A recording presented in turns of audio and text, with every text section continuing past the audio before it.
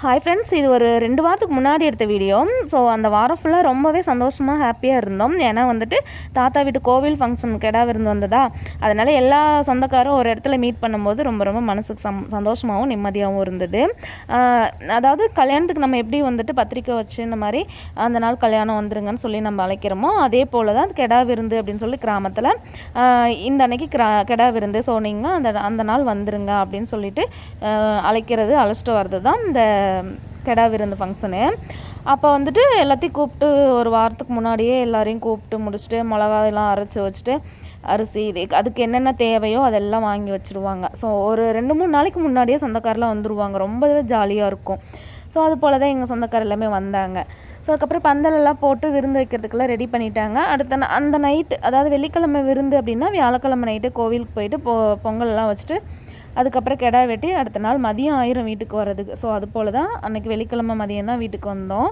அதுக்கப்புறம் வந்துட்டு சமையல்காரர் அதுக்கு முன்னாடியே ரசம் சாதமெல்லாம் வச்சுட்டாங்க. அதுக்கப்புறம் கறி கொண்டு வந்து கட் பண்ணி கொடுத்த உடனே 30 கிலோ கறி வந்துட்டு அவங்க ரொம்ப ஈஸியாக ரொம்ப சூப்பர் டேஸ்ட்டாக வந்து சமைச்சு கொடுத்துட்டாங்க.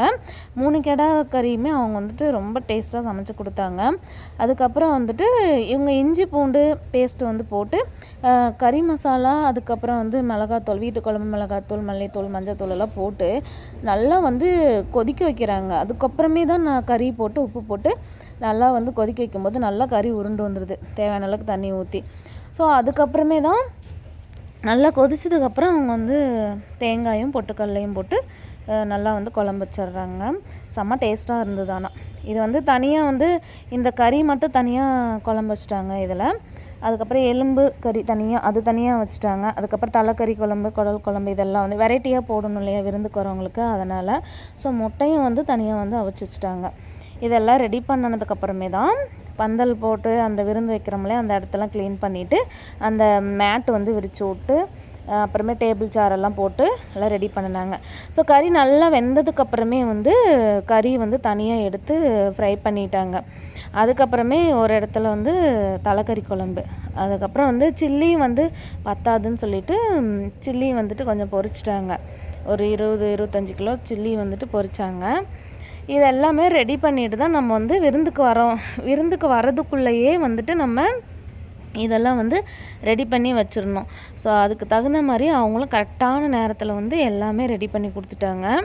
இவங்க வந்து ரொம்ப சூப்பராக ரொம்ப டேஸ்டியாக வந்து சமைப்பாங்க. எல்லா ஃபங்க்ஷனுக்குமே இவங்கள தான் நாங்கள் கூப்பிடுவோம். இந்த சமையல்காரண்ணா ரொம்ப தெரிஞ்சவங்க தான், சொந்தக்காரர் தான். ஆனால் சூப்பராக சமைச்சு கொடுப்பாங்க எல்லாருக்குமே. யாருமே இவங்கள தான் கூப்பிடுவாங்க. ஸோ எல்லாமே சமைச்சு எல்லாமே ரெடி பண்ணி கொடுத்ததுக்கப்புறமே தான் வந்தவங்களை வந்து இலையில உட்கார வச்சோம். ஸோ அதுக்கப்புறமே பார்த்திங்கன்னா சாப்பாடெல்லாம் வந்து பரிமாற ஆரம்பிச்சிட்டாங்க. ஸோ ஃபஸ்ட்டு வந்துட்டு சாப்பாடு, அதுக்கப்புறமே வந்துட்டு ஃபஸ்ட்டு மட்டன் குழம்பு, அதுக்கப்புறம் வந்து மட்டன் வந்து கறி குழம்பு, அதாவது கறி மட்டும் வறுவல் பண்ணி தனியாக எடுத்து வச்சுக்கிட்டாங்க.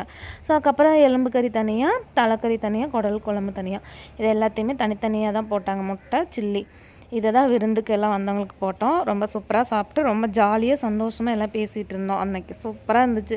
ரொம்ப ரொம்ப ரொம்ப ரொம்ப சந்தோஷமாக இருந்தது. அதுக்கப்புறம் வந்துட்டு ஒரு 2 நாள் அவெல்லாம் இருந்துட்டு தான் அதுக்கப்புறமே அவங்க ஊருக்கு கிளம்புனாங்க. அதனால் ரொம்ப ஹாப்பியாக இருந்துச்சு அந்த வீக் ஃபுல்லாக. ஓகே ஃப்ரெண்ட்ஸ், இந்த வீடியோ பிடிச்சிருந்தா